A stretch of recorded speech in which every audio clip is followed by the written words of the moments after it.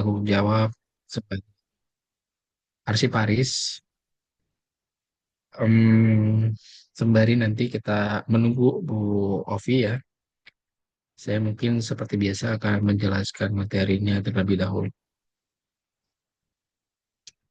Baik, izin share screen.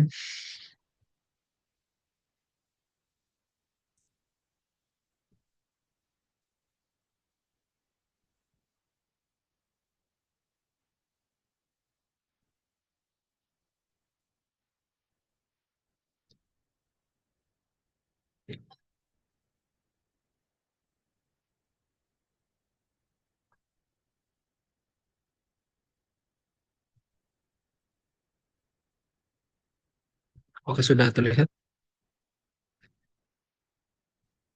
Sudah, Pak, sudah terlihat. Oke, berbicara terkait arsiparis ya, bahwa seseorang arsiparis dalam Undang-Undang Nomor 43 Tahun 2009 ya, disebutkan bahwa arsiparis merupakan seseorang yang memiliki kompetensi ya di bidang kearsipan, di mana kompetensi yang harus dimiliki oleh arsiparis itu bisa didapatkan melalui pendidikan formal maupun pendidikan non formal. Di samping pendidikan formal maupun pendidikan non formal, tentu pelatihan kearsipan juga tentu dapat menunjang kompetensi itu sendiri, di mana dengan adanya beberapa kompetensi melalui pendidikan formal, non formal, dan pelatihan, tentu ini akan menjadi landasan ya bagi arsiparis untuk mempunyai fungsi tugas dan tanggung jawab dalam menjalankan kegiatan kearsipan. Lalu dalam Peraturan Menteri Pendayagunaan Aparatur Negara nomor per 3 garis miring M PAN nomor 3 tahun 2009, tugas dan tanggung jawab arsiparis juga dikatakan ya bahwa arsiparis merupakan jabatan yang mempunyai ruang lingkup tugas, tanggung jawab, dan wewenang untuk melakukan kegiatan pengelolaan arsip dan pembinaan kearsipan yang diduduki oleh pegawai negeri sipil dengan baik dan kewajiban yang diberikan secara penuh oleh pejabat yang berwenang. Dalam kedua pengertian ini, bahwa arsiparis dapat dikatakan ya sebagai seseorang yang memiliki kompetensi untuk menduduki suatu jabatan tertentu, di mana dalam konteks ini jabatan tertentu itu mempunyai beberapa lingkup tugas dan tanggung jawab yang akan dilakukan oleh arsiparis.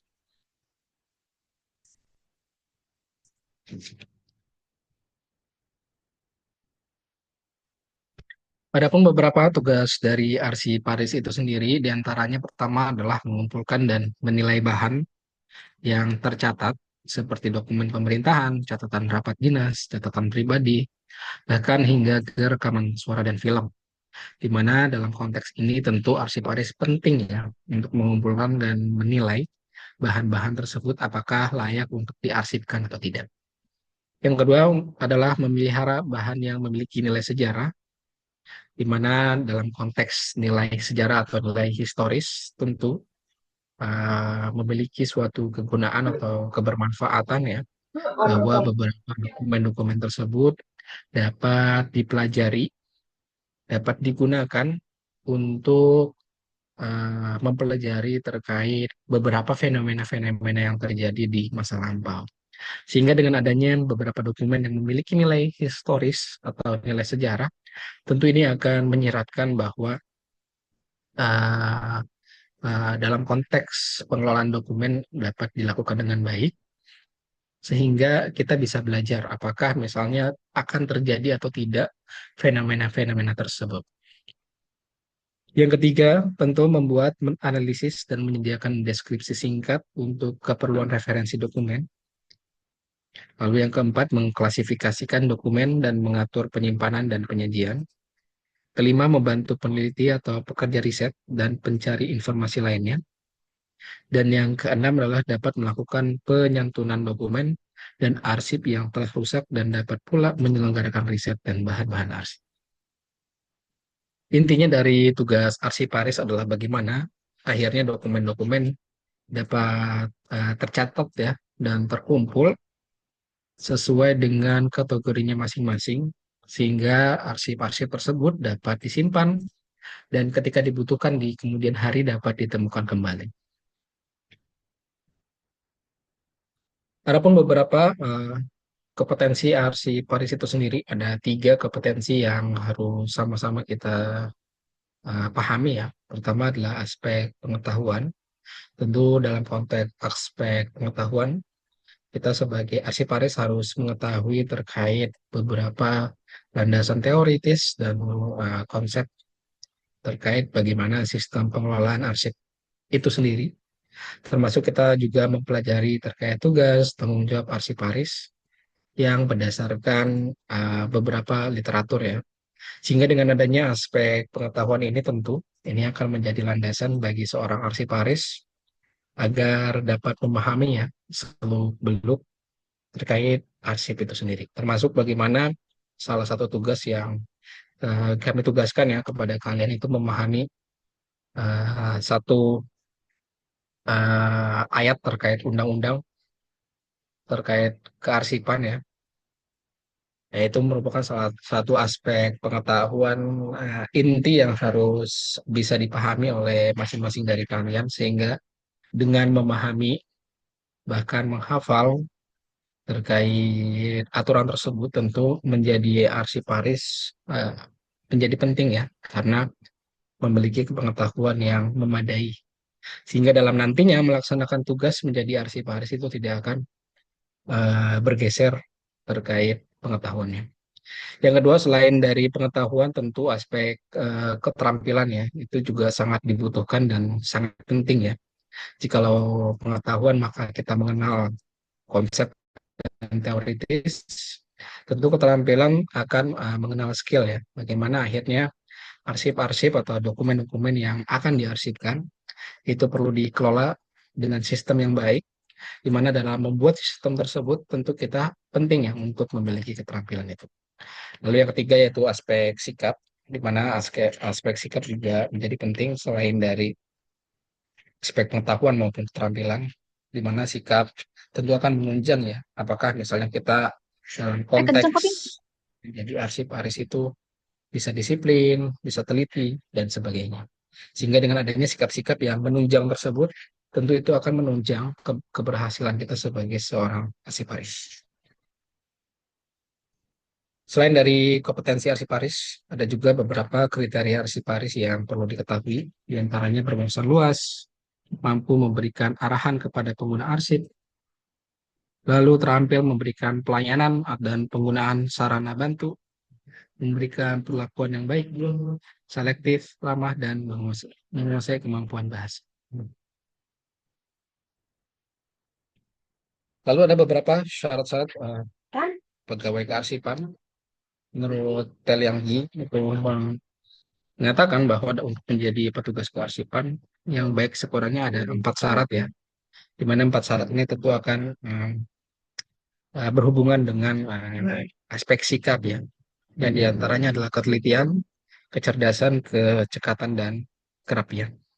Di mana keempat syarat ini akan menunjang sebuah pengetahuan dan keterampilan arsiparis yang baik, sehingga mereka bisa mencatat, mengumpulkan, bahkan mengoperasikan sistem pengarsipan dengan baik. Lalu dalam literatur lain yang dikemukakan oleh Littlefield and Peterson, itu beliau menyatakan ya bahwa ada 6 syarat bagi pegawai kearsipan, yang diantaranya syarat-syarat ini tentu akan menunjang kompetensi-kompetensi yang dibutuhkan ya. Menurut Littlefield, ada syarat yang pertama merupakan lulusan sekolah menengah dan mempunyai kecerdasan rata-rata yang normal. Lalu yang kedua tentunya memahami alfabetil dengan baik dan mempunyai penglihatan yang cepat. Yang ketiga memiliki sifat kecermatan. Yang keempat memiliki suatu pikiran yang tertarik pada perincian-perincian kecil. Yang kelima memiliki sifat sebagai karyawan yang cepat dan rapi serta memiliki pertimbangan yang baik.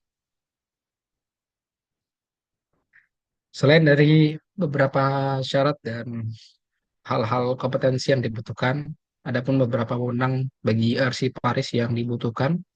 Pertama ada tiga ya, yang perlu digarisbawahi. Wewenang arsiparis yang pertama adalah sebagai penerima ya, di mana sebagai penerima arsiparis yang bertugas tentunya akan menerima naskah dinas atau surat yang disampaikan baik oleh pengantar maupun oleh perorangan. Di mana penerima ini biasanya ini akan berhubungan ya dengan surat masuk yang atau naskah maupun dokumen yang masuk ke dalam sebuah perusahaan atau institusi. Yang kedua adalah sebagai pencatat surat atau pencatat naskah maupun pencatat dokumen, di mana arsiparis yang bertugas tentu akan melakukan pencatatan naskah dinas masuk maupun surat masuk maupun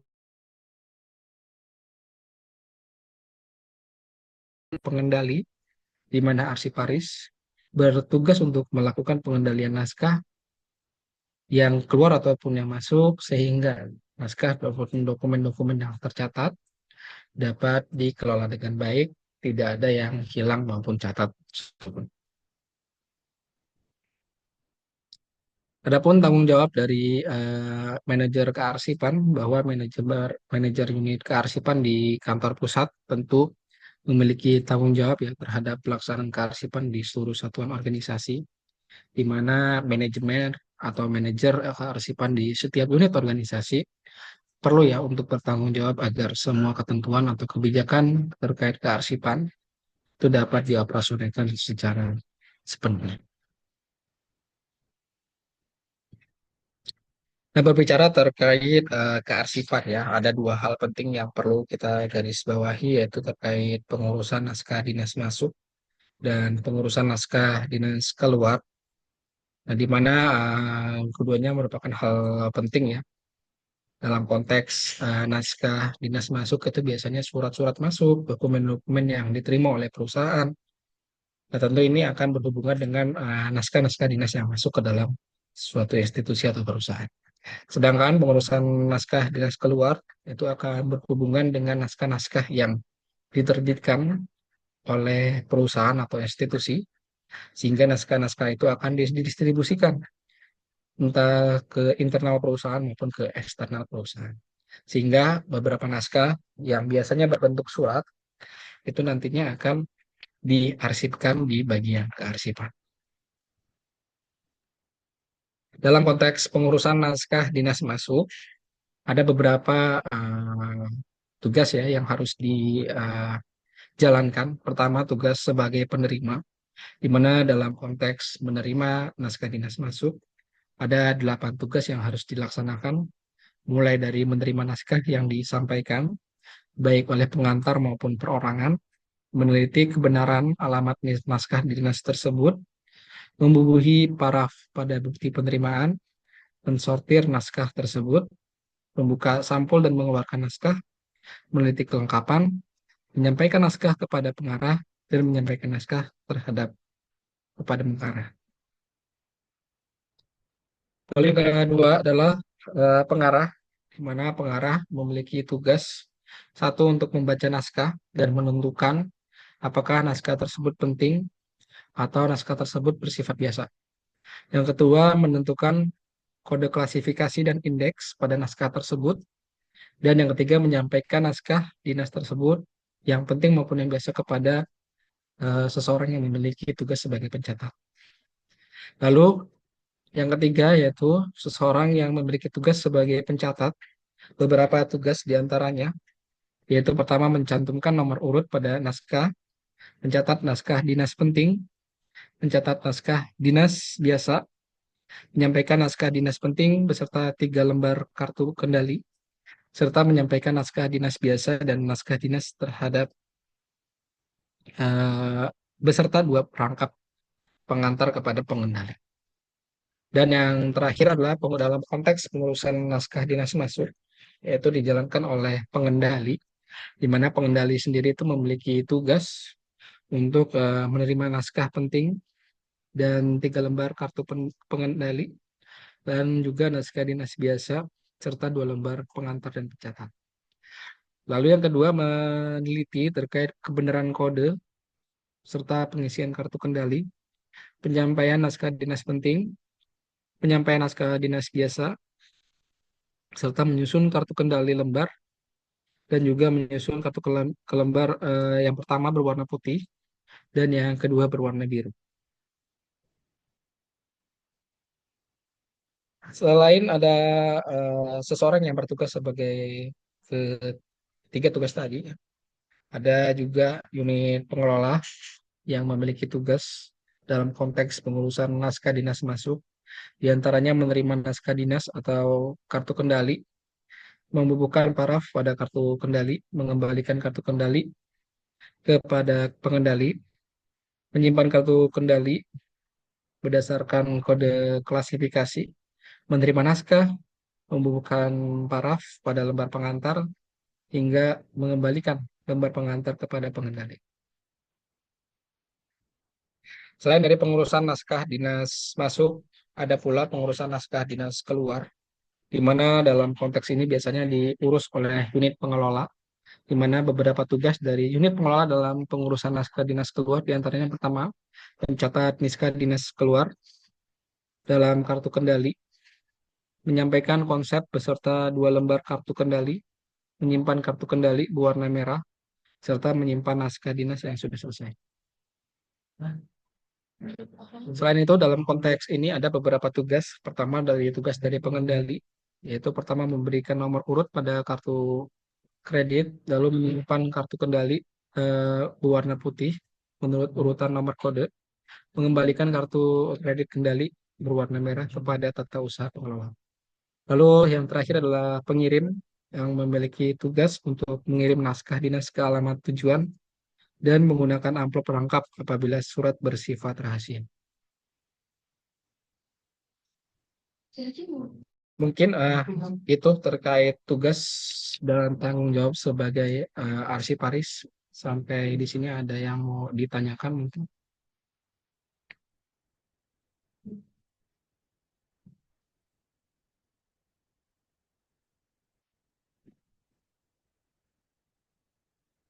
Oh, silakan.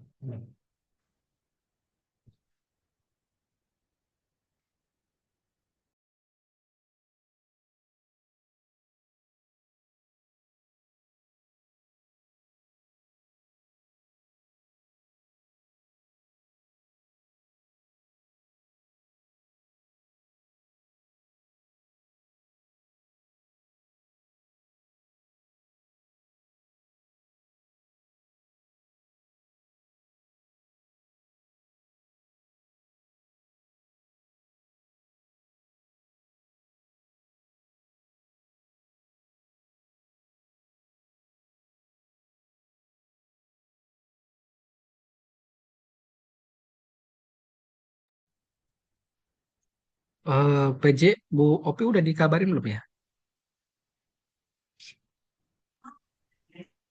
Bu Opi udah dikabarin kok, Pak.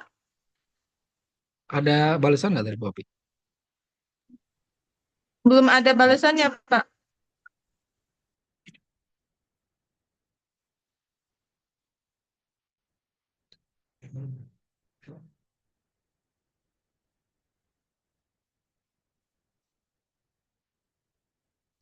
Oke, saya kabarin Bu Opi dulu ya sebentar.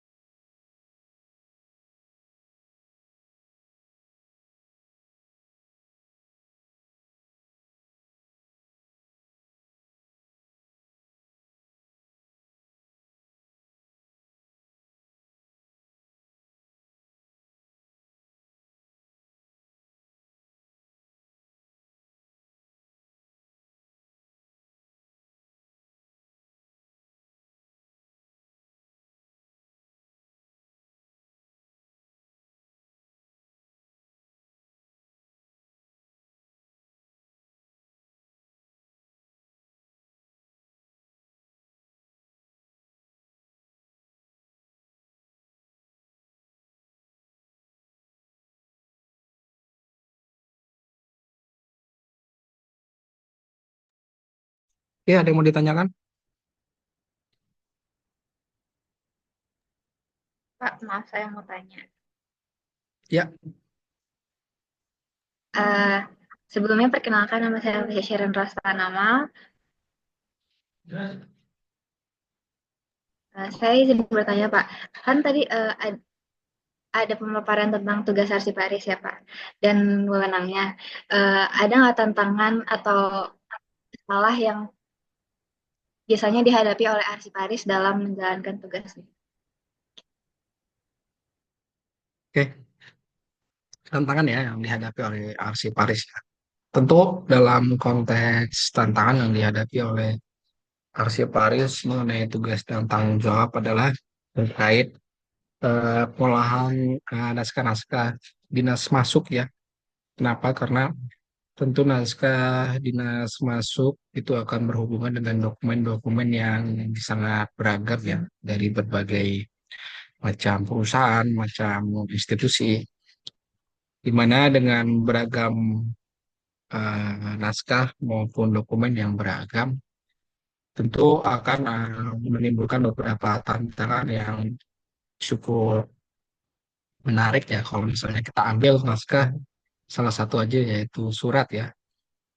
Ada misalnya beberapa perusahaan yang menggunakan bentuk surat yang apa namanya full block style. Ada beberapa perusahaan yang kayak bentuk surat yang semi block style misalnya. Tentu dalam konteks ini kan ada beberapa tantangan dari arsiparis untuk mengklasifikasikan beragam naskah-naskah tersebut. Tentu dengan adanya keragaman naskah yang masuk, tentu ini akan membutuhkan sebuah kecermatan, ketelitian yang sangat detail ya untuk setidaknya dalam konteks mencatat dan mengelola arsip-arsip tersebut. Sebenarnya itu tantangan yang pertama. Yang kedua, selain dengan keberagaman tersebut dalam konteks apa namanya surat atau naskah dinas yang keluar memang mungkin kan ada suatu standar atau SOP ya dalam membuat naskah yang akan dikirimkan keluar ya. Tetapi dalam hal itu juga akan menjadi tantangan. Jikalau misalnya dalam konteks membuat naskah dan dokumen yang akan didistribusikan keluar itu tidak sesuai standar. Biasanya beberapa pegawai baru atau karyawan baru tentu akan mengalami beberapa kesalahan-kesalahan kecil ya dalam membuat sebuah dokumen. Sehingga dalam konteks ini ada beberapa dokumen-dokumen yang bisa, yang harusnya bisa dikatakan valid ya untuk diarsipkan. Nah, itu bisa jadi tidak valid. Kenapa? Karena tidak sesuai kaidah atau standar dari perusahaan atau institusi itu. Sehingga dalam hal ini tentu sebagai arsiparis yaitu kita harus cross check lagi terkait validan naskah maupun dokumen-dokumen tersebut. Jadi itu ya dari tantangan secara pengurusan naskah dinas masuk dan naskah dinas keluar. Ada lagi? Baik Pak, terima kasih Pak.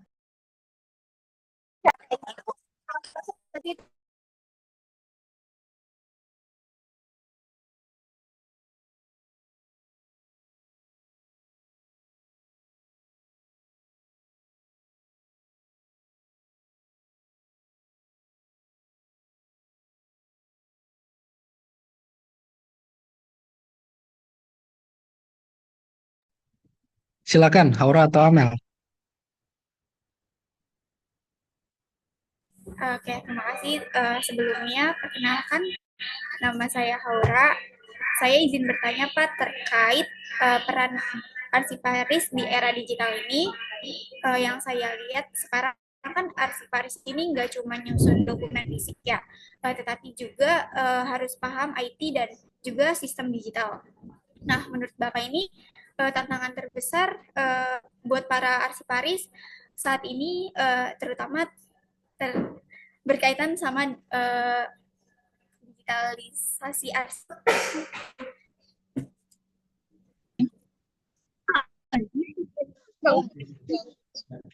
Gimana masih putus-putus di saya? Persingkat aja pertanyaannya. Oke. Saya ulang ya, Pak. Jadi di sini saya mau nanya terkait peran arsip di era digital. Kan yang dimana saya lihat ini sekarang tugas arsip ini nggak cuma nyusun dokumen fisik, tetapi juga harus paham IT atau sistem digital lainnya. Nah, menurut Bapak ini tantangan terbesar buat Pak Arsiparis saat saat ini, terutama yang berkaitan dengan digitalisasi arsip. Oke, jadi tantangan digitalisasi ya terkait kearsipan. Bahwa tentu yang menjadi tantangan pertama adalah kalau kita ngomongin tadi ya, tiga aspek kompetensi tadi. Ada knowledge, skill, and attitude ya. Bahwa tentu yang menjadi tantangan adalah skill ya. Di mana dibutuhkan skill yang kompeten ya terkait penggunaan teknologi digital.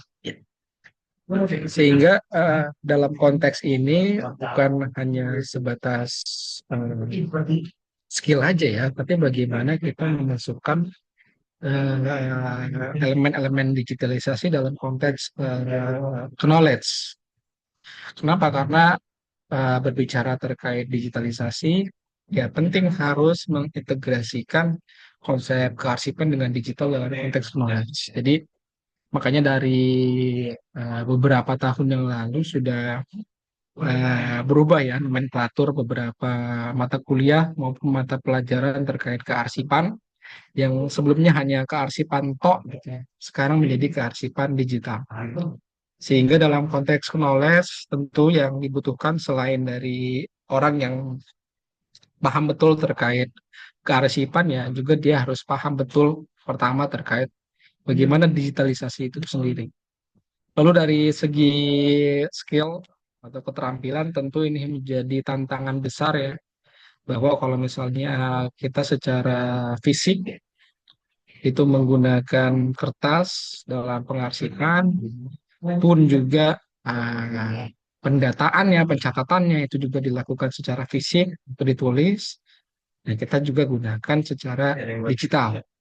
Sehingga dalam konteks membuat sebuah sistem yang berbasis digital menjadi penting. Kayaknya karena apa deh? Oke, jadi dalam konteks skill atau keterampilan itu ya sangat penting ya. Kenapa? Karena kita harus mengenal sistem dari komputer hingga nanti berkembang apa dalam konteks berbasis cloud atau berbasis web ya. Sehingga kita harus paham juga terkait bagaimana mengoperasikan sistem kearsipan tersebut di sistem web maupun sistem cloud seperti itu. Sehingga keterampilan-keterampilan inilah yang menjadi tantangan selain tadi kita bisa mengintegrasikan dalam aspek knowledge, ya kita juga harus bisa aplikasikan dalam aspek keterampilan atau skill. Sehingga yang sebelumnya hanya mengadopsi kearsipan atau sistem kearsipan secara konvensional, di dalam hal ini kita harus mengadopsi apa namanya sistem secara digital yang didukung dari pengetahuan dan skill tadi. Sehingga tantangannya itu dari pertama dari kurikulum sebagai seorang arsiparis, apakah sudah mengadopsi kurikulum yang berbasis digital untuk menunjang knowledge-nya, lalu dari skillnya, apakah sudah mengimplementasikan digitalisasi dalam proses pengarsipan. Sehingga kalau misalnya keduanya sudah ditunjang dengan baik, tentu ini akan bisa mengatasi tantangan-tantangan tadi. Gitu ya. Ada lagi? Baik, terima kasih.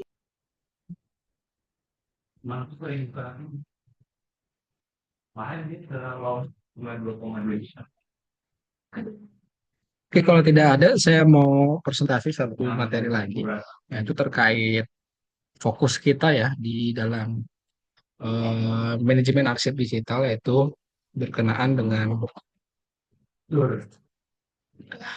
surat ya. Jadi kita sesuai kesepakatan dengan Bu Opi bahwa dalam apa namanya mata kuliah manajemen arsip digital, naskah yang kita gunakan adalah naskah surat ya, yang mana persuratan dan arsipan digital ini perlu kita pelajari secara mendalam. Dalam arsipan yang berfokus kepada persuratan, hal pertama yang harus kita lakukan dalam pengarsipan adalah penciptaan surat ya. Di mana kita sudah sama-sama belajar di semester yang lalu bahwa surat adalah salah satu alat komunikasi untuk menyampaikan pernyataan atau informasi dari satu pihak ke pihak yang lain. Di mana dalam konteks penciptaan surat ini bisa dikategorikan dua ya, bahwa penciptaan surat dari internal atau misalnya surat tersebut dari luar ya, atau pengurusan surat dalam konteks pengurusan surat masuk, surat itu masuk ke dalam institusi atau perusahaan, sehingga surat tersebut akan kita ciptakan ya, arsipnya seperti apa.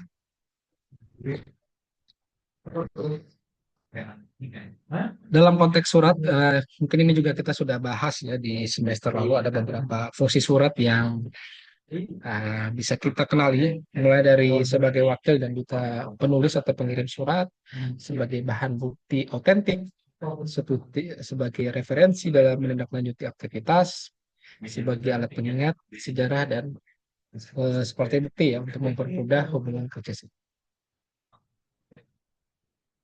Ini juga kita sudah bahas ya beberapa syarat-syarat surat yang baik, bagian-bagian surat ya. Ada seyogyanya ada sekitar 14 bagian surat, dari mulai kepala surat hingga inisial konsep atau pengantar surat. Ini adalah beberapa contoh-contoh ya surat tugas.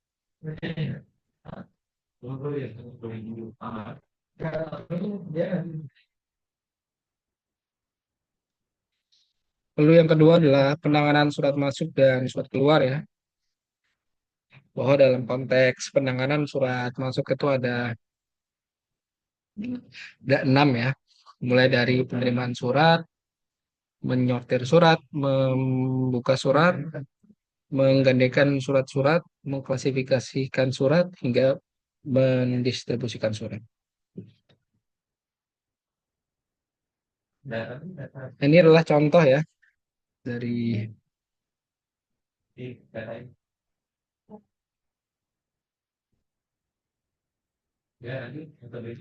agenda surat masuk ya.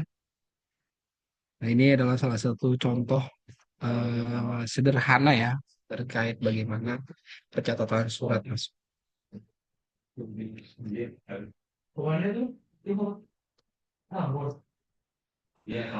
Lalu ada buku ekspedisi intern ya. Jadi surat-surat yang dicatat dalam pembukuan secara internal. Nah, mulai dari tanggal terima, tanggal surat, nomor surat, pihak surat, hingga tanda tangan penerima. Lalu selain itu ada lembar disposisi. Nah, ini mungkin juga udah kalian pelajari di semester sebelumnya. Lalu ada slip edaran.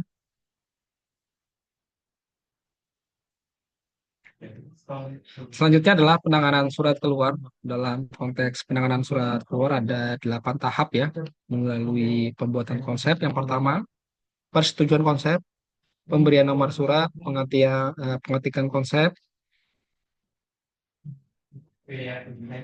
lalu pendatanganan surat, pemberian cap atau stempel organisasi, pencatatan surat keluar, hingga pengiriman surat.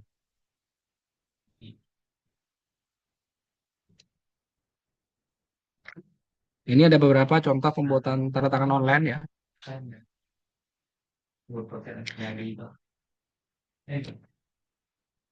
Biasanya kita bisa memasukkan file yang ingin ditandatanganin pada salah satu aplikasi PDF.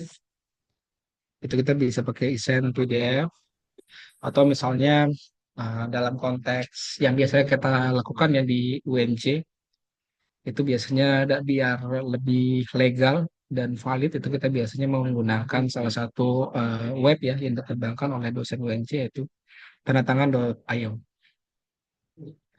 Yang mana nanti jika memang sudah disetujui, tanda tangan itu baru bisa kita bubuhkan ya di dalam naskah dokumen tersebut.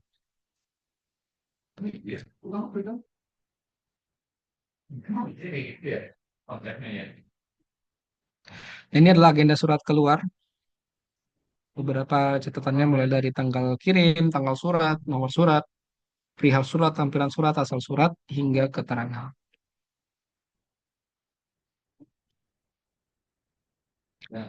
Lalu tahap ketiga adalah pengarsipan.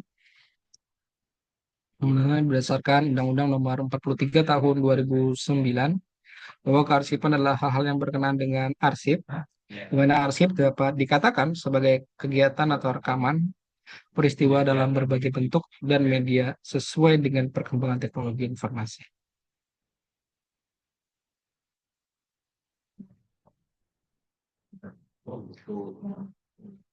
Nah, ini adalah beberapa pengertian yang sudah kita bahas juga terkait arsip konvensional, arsip digital, dan arsip alih media arsip.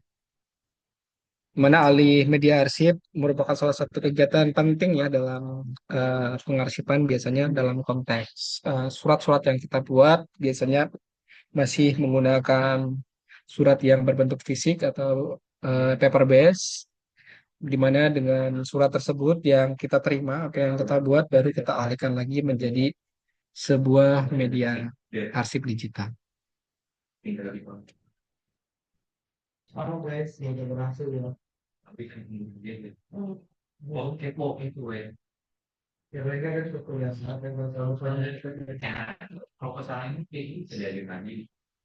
Ini adalah beberapa tahapan-tahapan yang dilakukan ya dalam penyimpanan arsip digital. Mulai dari menyiapkan surat atau naskah dinas yang akan dialih mediakan, melakukan scanning, lalu membuat folder-folder pada komputer, membuat hyperlink, dan membuat kelengkapan administrasi alih media. Di mana beberapa media-media penyimpanannya bisa melalui hard disk, yaitu hard disk lokal, hard disk server, maupun hard disk jaringan atau hard disk cloud ya. Ini adalah tahapan-tahapan dalam menemukan kembali arsip digital. Bisa melakukan dari persiapan perangkat komputer, membuka folder daftar arsip, melakukan pencarian file arsip, membuka file arsip yang sudah ditemukan, lalu melakukan pencetakan arsip tersebut. Nah, kemudahan dalam arsip digital bisa melalui beberapa ya kemudahan, diantaranya adalah referensi otomatis dapat dihubungkan dengan jaringan komputasi, pencatatan lokasi fisik dokumen, fasilitas gambar dan suara, fasilitas pencarian dokumen, mudah dioperasikan, laporan polisi arsip, dan keamanan data.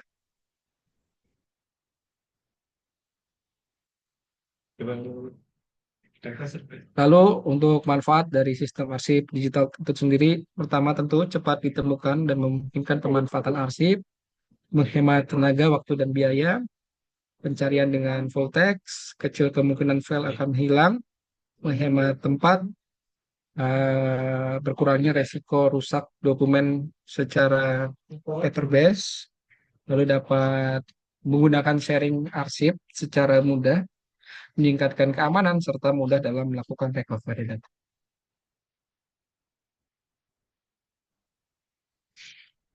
Nah, ini adalah salah satu contoh ya pengelolaan arsip digital secara sederhana menggunakan salah satu aplikasi Microsoft Excel ya, atau dalam konteks webnya bisa menggunakan spreadsheet, bahwa beberapa dokumen tentunya nanti harus di hyperlink ya, yang mana hyperlink tersebut bisa ke dalam langsung menuju ke dokumen-dokumen tersebut.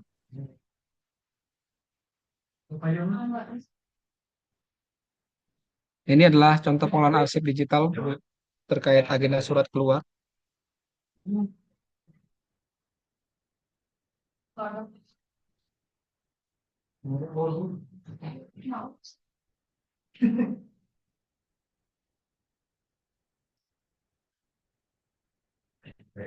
Itu ya terkait persuratan ya.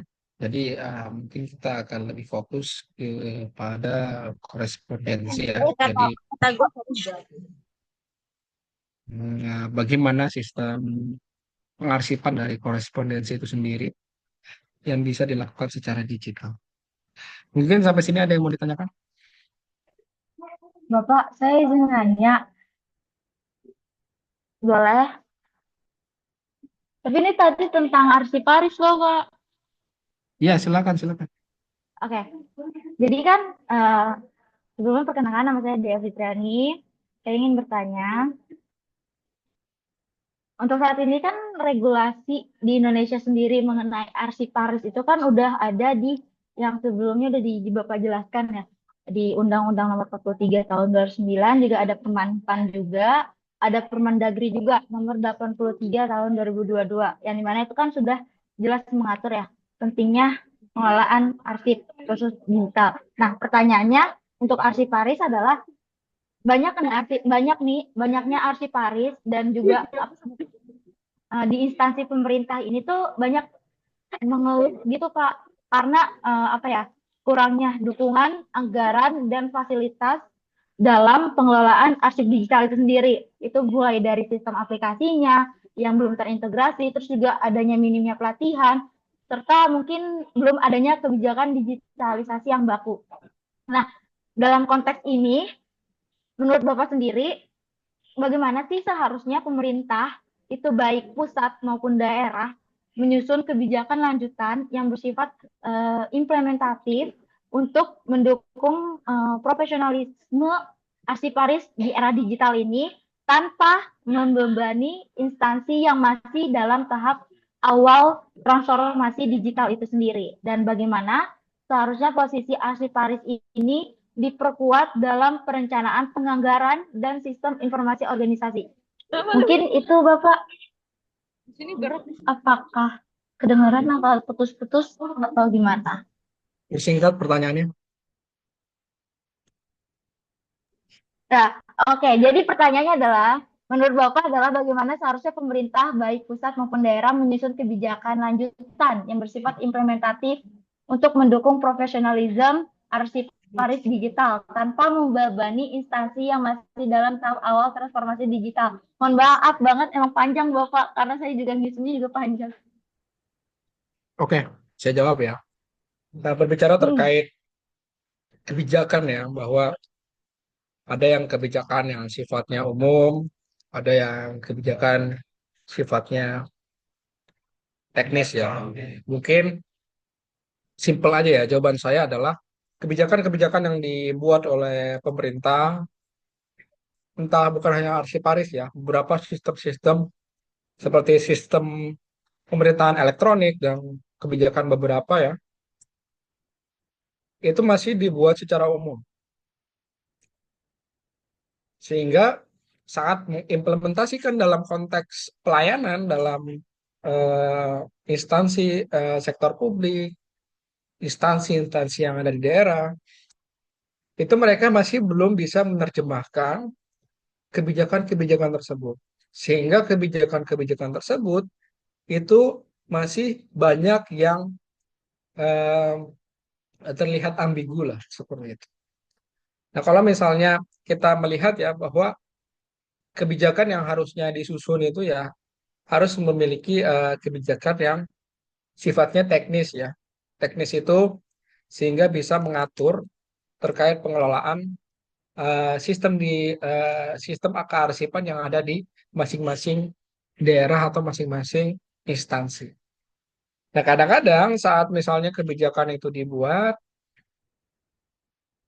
nah orang tuh beberapa instansi pemerintah ya, bukan orangnya, itu agak malas saat membuat kebijakan teknis. Sehingga dalam konteks misalnya memang ada kebijakan-kebijakan yang sekarang kan kita katanya mau transformasi menuju digital. Nah, tapi dalam konteks teknisnya itu masih sangat minim. Mungkin ada dari misalnya kalau turunan ya, misalnya ada peraturan pemerintah PP itu nanti harus diturunkan lagi menjadi peraturan menteri. Nah, nanti itu nanti harus diturunkan lagi dengan peraturan dirjen. Bahkan nanti harus ada surat keputusan dari setiap daerah-daerah.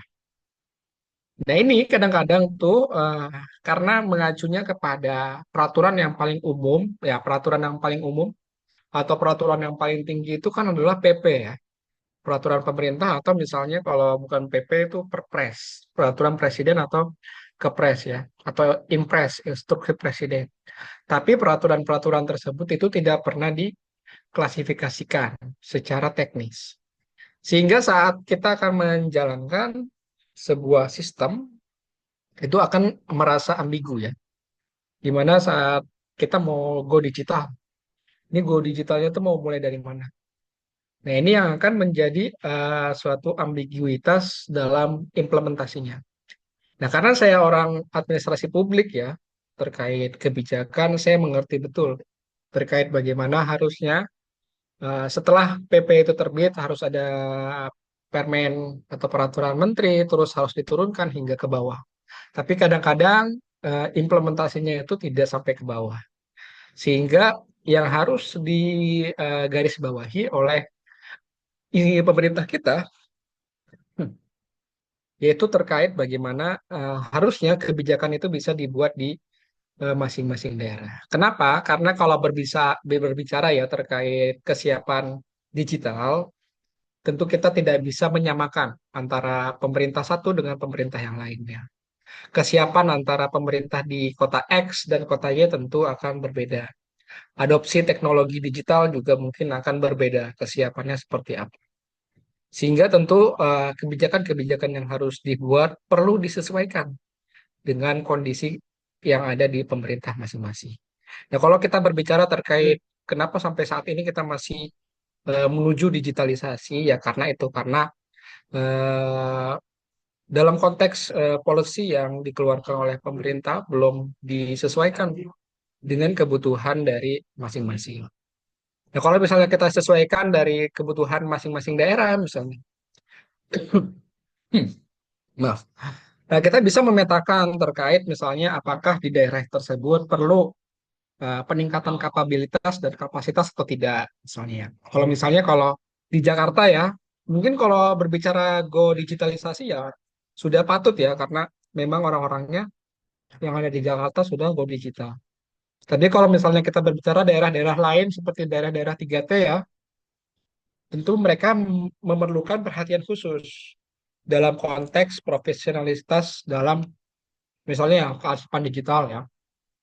Sehingga program-program seperti pelatihan, program-program seperti apa capacity building terhadap sumber daya manusianya, ya tentu itu dibutuhkan. Sehingga dalam konteks kebijakan itu harus menyesuaikan. Kalau misalnya kita sama ratakan, bahwa misalnya nggak perlu pelatihan lagi, yang nggak perlu itu kan cuma di Jakarta aja, yang ada di Jawa aja misalnya seperti itu. Di daerah-daerah lain di luar Jawa, di daerah 3T, tentu perlu ya pelatihan.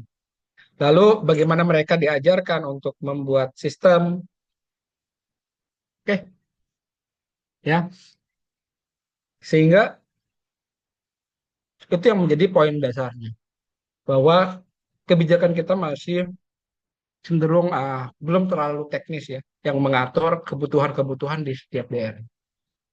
Jadi dalam konteks apa kita ada lembaga ya terkait arsip yaitu di daerah-daerah seharusnya memiliki kebijakan-kebijakannya masing-masing sehingga itu bisa menyesuaikan terkait kebutuhan terkait yang tadi dibilang ya oleh dia terkait profesional kiranya bisa memetakan terkait area mana yang perlu ditingkatkan seperti itu.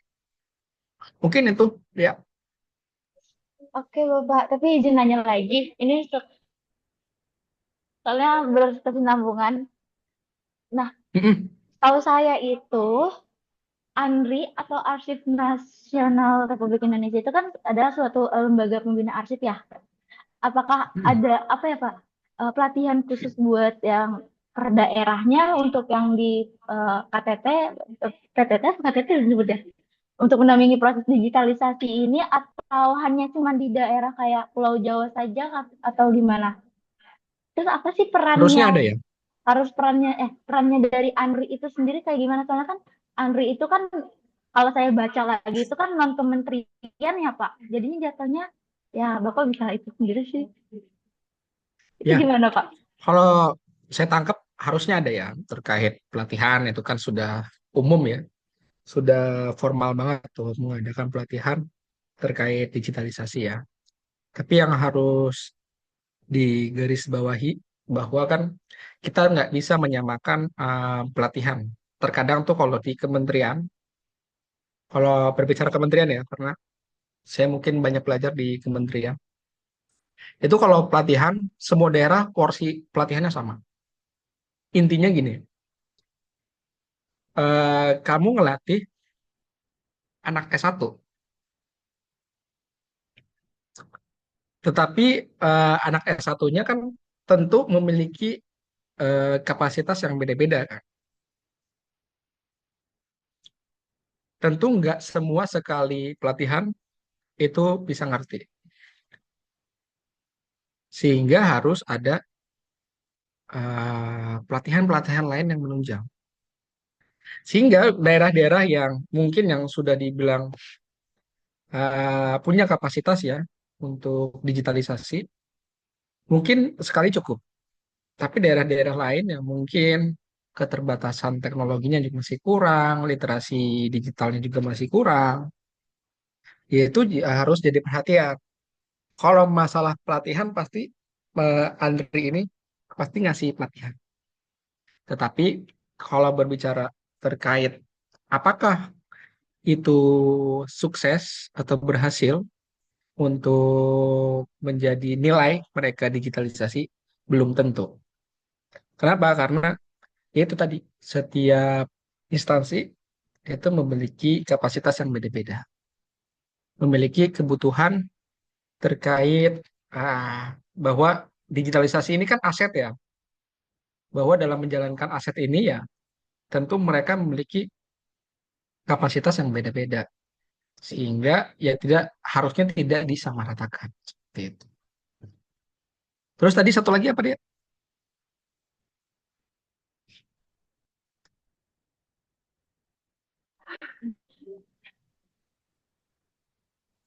Satu satu lagi kalau nggak salah udah dijawab deh sama Bapak. Udah ya? Iya, Oh, udah. kirain Soalnya kan ada Bapak banyak. ngejelasin enggak. Oke, ada lagi? Berarti berarti Mbak mohon maaf. Kan tadi kan bilang Bapak pendidikan formal. Kalau di Undang-Undang Nomor 43 sendiri di di pasal 1 ayat 10 itu kan menjelaskan kayak di PPT sendiri juga arsipalis adalah seseorang yang dimiliki kompetensi di bidang kearsipan melalui pendidikan formal dan ataupun pendidikan pelatihan kearsipan. Nah, itu berarti mereka yang di pendidikan formal sama pelatihan itu apakah ada kesenjangan, Bapak? Soalnya kalau kita lihat disamakan, bukan disamakan atas, kalau dilihat secara awam ya, kalau saya sendiri itu pasti yang pendidikan formal unggul, tapi ada yang pelatihan kayak masih disepelekan gitu, Bapak. Itu bagaimana? Ya itu jadi kalau menurut saya ya itu jadi tantangan ya terkait kualifikasi ya, kualifikasi saat membutuhkan seseorang yang kompeten atau tidak ya dalam konteks menjadi arsiparis gitu. Jadi kalau misalnya yang agak aneh ya di negara kita itu adalah misalnya dibutuhkan S1 arsiparis atau S1 pendidikan administrasi perkantoran. Setiap univ itu kan pasti ada ya bahas arsiparis. Tapi yang dipertanyakan apakah misalnya setiap univ itu arsipnya yang dibahas itu udah digital atau belum? Mereka kan nggak tahu karena mereka nggak cross check kan. Nah, yang biasanya di cross check kan hanya ijazahnya aja kan. Biasanya dibutuhkan S1 manajemen, S1 hukum. Nah, setiap universitas itu kan punya mata kuliah yang berbeda. Mungkin aja di UNJ kita belajar nih arsip digital. Tapi kalau di universitas yang ada di selain UNJ, mereka belajar arsip digital nggak gitu kan. Nah, kalau misalnya terjadi seperti itu, sebenarnya itu sudah menjadi apa ya, sebuah kesenjangan ya, di mana ternyata lulusan formal itu nggak melulu bisa memenuhi terkait apakah dia cocok atau enggak menjadi seorang arsiparis.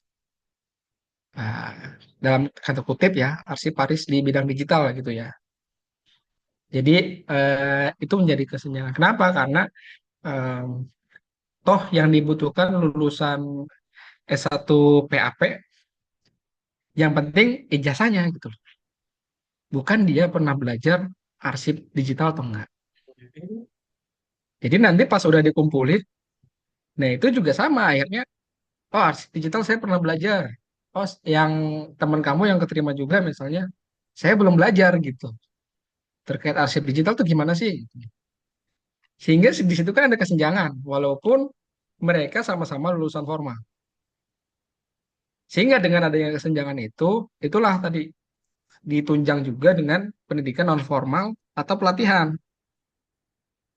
Sehingga pendidikan formal dan pelatihan ini juga harus didukung dengan apakah misalnya kalau misalnya Dea yang ikut yang keterima di Andri misalnya, terus ikutan pelatihan, mungkin sekali ikutan udah paham karena sudah belajar lulusan formalnya kan.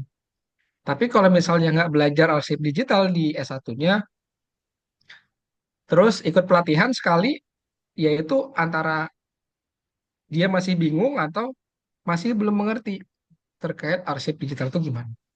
Jadi disitulah timbul kesenjangan. Sehingga dalam konteks menerima seorang pegawai, khususnya arsiparis itu seharusnya ya, harus di screening terlebih dahulu terkait kompetensinya, terkait kapasitasnya, dan sebagainya. Sehingga kita bisa memetakan mana nih orang-orang yang butuh pelatihan lebih, mana orang-orang yang perlu apa namanya memperkuat pendidikannya melalui pendidikan non formal, sehingga dari situlah bisa kita atasi sedikit demi sedikit terkait bagaimana mengurangi kesenjangan itu. Tuh, jadi itu yang agak aneh ya di Indonesia bukan hanya arsiparis ya, hampir semua pekerjaan ya dibutuhkan S1 manajemen, isinya manajemen pemasaran digital misalnya gitu. Tetapi nggak pernah belajar digital tuh sama sekali dalam S1-nya. Dan nanti pas udah masuk itu akan menjadi satu masalah. Kenapa? Karena yang berkenaan belum pernah belajar pemasaran digital misalnya. Sedangkan tugas dan tanggung jawabnya adalah sebagai pemasar digital. Jadi begitu. Baik, sudah hadir di tengah-tengah kita Bu Opi. Itu ya Dea ya. Ada lagi? Baik, Bapak. Udah mungkin itu aja dulu. Terima kasih atas jawaban-jawabannya, Bapak.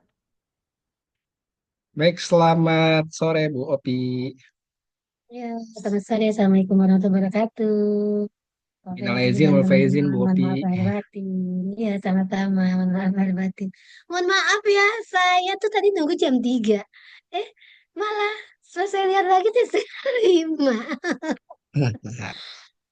Tadi sudah ini ya, sudah dijelaskan ya Pak Ferdi ya, Ya Bu, mengenai tadi apa kita sih. bahas terkait tugas dan tanggung jawab arsiparis Bu.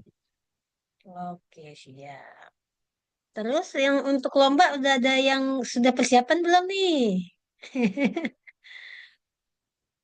Kan sama Tuh aja kan ya yang itu lomba tuh. inovasi. Berarti kan project ya Pak Ferry ya. Iya Berarti Bu. itu sama aja tuh. Jadi projectnya lebih awal ditampilkan gitu yang mau ikutan lomba. Ada enggak? Siapa yang mau? Haura, Dea,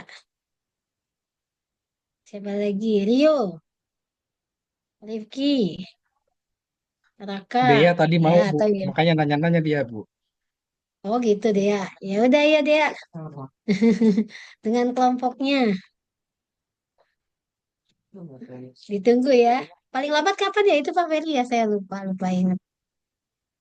Paling lambat sebentar Itu Bu. kan untuk ini ya, untuk ekonomi Expo ya, untuk ulang tahun Ya, kita ya. Economics Expo Bu. Iya tuh, ya dukung ya. Kan ulang tahun yang ke-20 ya Fakultas Ekonomi dan Bisnis. Jadi teman-teman wajib mendukung, jangan sampai nanti kita eh, sebarkan informasinya keluar, orang dalamnya sendiri nggak ada, itu kan sedih ya kita ya.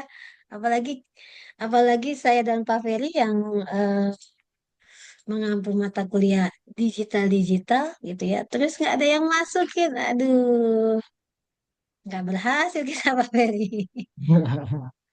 Tanggal 20 April Bu terakhir. Tuh 20 April masih ada 9 hari lagi. Ayo, PJ siapa PJ? PJ dia ya? Oh bukan, PJ-nya siapa? Saya, PJ Bu. siapa? Oh Angel, sama siapa Angel? Sama Nurul. Oh dan Nurul. Nah, ya apa namanya Angel dan Nurul dipantau terus ya, dimonitoring terus teman-temannya siapa. Kita ada waktu sampai dengan tanggal 20, berarti tanggal 11 ditambah 7, tanggal 18 masih bisa. Yang mau ikutan tanggal 18, mungkin kita akan sesinya, kan kita tanggal 18 berarti Tanggal merah Bu, tanggal 18 Bu. 18 itu harusnya offline ya. Tapi saya di Bandung, Pak Ferry. Tanggal 18 Jumat Agung ya, libur ya. Iya Bu, libur Bu, tanggal merah Bu. Ya, terus kita mau ganti kapan? Angel dan Nah Nurul. itu, kira-kira kapan?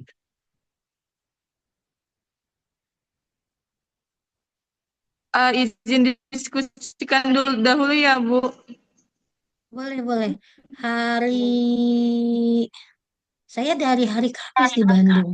Saya sedang nyusun buku tentang kompetensi administrasi perkantoran dengan teman-teman dari beberapa perguruan tinggi. Besok itu yang akan hadir dari Universitas Negeri Padang, Universitas Lampung, kemudian UPI, Universitas eh, Universitas Unsud ya, Universitas Sudirman, terus Universitas 11 Maret, terus Akademi Sekretaris Kencana, Akademi Sekretaris dan Manajemen. Bu Chandra itu apa ya? ASMB itu apa? Kan kalau Pak itu kan Kencana, Bandung. Itu ASMB apa ya? Lupa saya. Oh iya, Taruna Bakti. Berapa tuh? Ada beberapa ya. Oh, terus Universitas Subang, UNJ, ada 11 atau sekitar 10 sampai 11 universitas. Jadi kita kolaborasi bikin buku untuk kompetensi administrasi perkantoran. Tuh. Nanti selanjutnya saya mau ajak Pak Ferry. Ya, kita Siap Bu. jalan-jalan ke Bandung, Pak Ferry. Tapi itu dia ya. Karena sedang efisiensi, biaya sendiri, Pak Ferry. Tapi nanti saya coba akan, saya sih inginnya ada beberapa teman kita yang bisa bergabung ya di administrasi perkantoran yang bisa gabung untuk kita kolaborasi. Ini kan ini baru yang pilot project nih yang pertama. Kita ada 8 skema yang baru kita kerjakan satu. Ini satu skema ada 33 KUK, kriteria unit kompetensi. Dari 33 itu jadi kalau tidak salah kemarin 6 buku. 6 buku. Kalau saya sendiri di arsip dengan Bu Armida Sril dan itu dari Universitas Negeri Padang. Nah, masih ada 7 skema lagi. Nah, rencananya yang 7 skema itu saya sih maunya bisa ikut juga bergabung teman-teman di prodi AP-nya UNJ gitu ya. Nah, ini makanya saya coba sekalian buat juga apa namanya, gimana sih ya caranya untuk bisa kita berkoordinasi, kita sedang merancang gitu ya, merancang untuk berkolaborasi. Kita usahakan se- 12 LPTK ex IKIP gitu ya, itu bergabung semuanya. Kemarin kita sebenarnya sudah ngajak juga Makassar gitu ya, kita juga mengajak Universitas Martapura ya, Martapura, yang Bu. di Kalimantan Timur. Iya, Martapura. Iya, iya itu. Tapi kebetulan mereka belum bisa. Oh ya, satu lagi ada Unimed ya, dari Universitas Negeri Medan juga ikut. Universitas Negeri Malang juga ikut. Universitas Negeri Surabaya ikut. Berarti 13 lah ya, sekitar segitu. Jadi rencananya dari hari Kamis, karena Jumatnya kita libur, jadi kita 12 Kamis, Jumat, Sabtu, Minggu. Jadi waktu libur itu kita mau selesaikan gitu ya. Makanya nanti kalau misalnya nanti mau apa namanya ganti waktu mungkin di Senin atau Selasa ya, atau minggu depannya lagi. Tapi minggu depannya lagi nanti kita nggak ketemu buat paling lama tanggal 20 gitu. Kenapa Vino? Mau ada yang ditanyakan? Tadi Maaf Bu, kayaknya tadi mau rename doang. oh murid lain mau nanya. Ya, atau nggak apa-apa lewat grup aja ya Pak Ferry ya. Siapa yang Iya, mau ikut, kemudian proposalnya seperti apa. Jadi nanti kita akan coba ringkas jadi mini proposal atau mini riset ya Pak Ferry ya. Karena iya. sebenarnya nggak terlalu, eh, kalau untuk produk inovatif biasanya tidak berpanjang lebar kata. Tuh, apalagi kan teman-teman ini sudah punya nih dasarnya gitu ya. Mau mau buat apanya? Apakah mau buat sistemnya atau mau buat penyimpanannya atau tadi mempermudah tugas dan wewenang arsiparisnya gitu ya. Seperti yang tadi disampaikan oleh Pak Ferry hari ini. Ya kan ada tugas dan wewenang arsiparis. Gitu ya. Jadi arsiparis itu ibaratnya pemegang pemegang kunci informasi gitu ya. Jadi tidak boleh sembarangan orang yang boleh mengetahui gitu ya. Arsip beda dengan buku. Makanya kalau buku, satu buku malah harus disebarluaskan gitu ya. Perpustakaan eh, bukunya makanya ada beberapa yang sama kemudian bisa disebarluaskan. Bedanya dengan arsip, arsip itu hanya satu data yang yang sama gitu ya, nggak boleh data itu ber apa namanya, berlipat-lipat gitu ya, atau memiliki apa namanya, duplikasinya gitu ya, karena ada beberapa informasi, mohon maaf, yang hanya diberikan oleh pihak-pihak tertentu gitu ya, dan ada beberapa informasi yang memang secara umum boleh diketahui gitu ya. Oke, ada lagi yang ditanyakan sebelum kita akhiri ya. Oke, silakan. Ada yang menanya?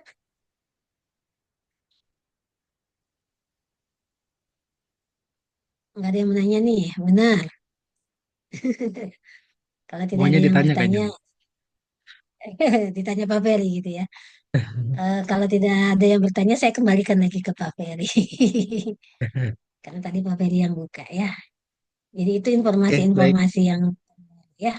Oke, silakan Pak Ferry. Terima kasih. Baik, terima kasih, Bu Opi. Mungkin ada yang mau ditanyakan ya terkait tadi, terkait kompetensi inovasi tadi jika memang ada dari teman-teman ya, khususnya dari eh, administrasi perkantoran digital yang ingin mengikuti, bisa aja nanti sampaikan lewat grup boleh, lewat personal boleh, takut dibaca teman-temannya. Boleh silahkan, kita tunggu. Terus nanti juga tolong ya PJ ya terkait minggu depan kan kita libur di hari Jumat. Mungkin bisa dicarikan waktunya tadi Bu Opi rekomendasi di hari Selasa dan Rabu ya. Kalau Selasa mungkin saya kosong setelah zuhur. Kalau Rabu bisa jam berapa aja. Tapi kalau Bu Opi belum tahu jam berapa tuh kalau Bu Opi. Ya nanti diinfo aja apakah mau dilakukan di hari Selasa atau Rabu untuk pertemuannya. Atau misalnya dijadwalkan di minggu yang akan datang lagi juga boleh.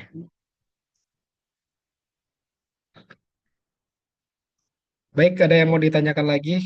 Jika tidak ada, mungkin demikian ya perkuliahan kita pada sore hari ini.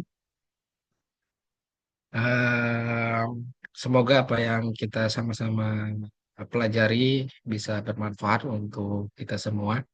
Sekali lagi, kami, saya dan Bu Opi mengucapkan minal aizin wal faizin untuk semua atas segala hilaf.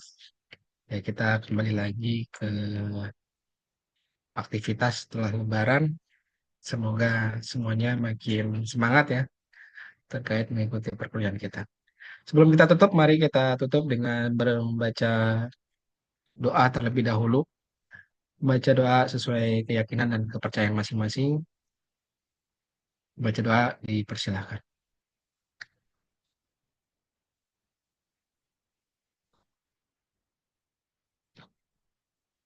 Berdoa selesai. Sekali lagi terima kasih atas partisipasinya teman-teman semua yang hadir pada sore hari ini. Terima kasih Bu Opi yang telah membersamai. Saya tutup. Wassalamualaikum warahmatullahi wabarakatuh.